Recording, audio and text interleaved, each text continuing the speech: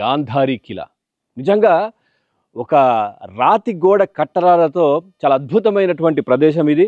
So ఇక్కడ నుంచి కొంచెం పైకెక్కిన తర్వాత అద్భుతమైనటువంటి శిలలు, దేవీ దేవతా మూర్తులు కూడా దీంట్లో మనం చూడొచ్చు. కిలా లోపలికి వెళ్తున్నాం. కిలా చుట్టూ కూడా అష్ట భైరవులు కూడా ఉన్నారు ఇక్కడ.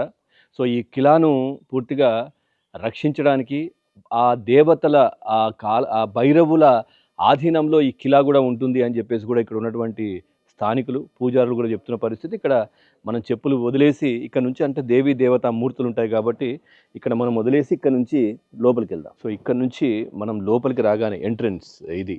ఇక్కడ నుంచి మనం లోపలికి రాగానే ఇక్కడ మనం చూసుకోవచ్చు, ఇక్కడ భైరవ మూర్తి విగ్రహం కూడా ఇక్కడ మనకు కనిపిస్తుంది. చిన్న సూక్ష్మ భైరవ మూర్తి అని కూడా చెప్తూ ఉంటారు. సో ఇక్కడ కూడా గ్రామస్తులు విశేషంగా పూజలు చేస్తూ ఉంటారు. వీళ్ళందరూ కూడా నలుదిక్కుల 4 వైపులా కూడా ఈ భైరవ మూర్తులు పూర్తిగా ఈ కోటను రక్షిస్తుంటారు అని కూడా చెప్తుంటారు. ఇక్కడ మనం చూస్తున్నాం కదా, ఇక్కడ నుంచి మనం లోపలికి వెళ్ళాలి.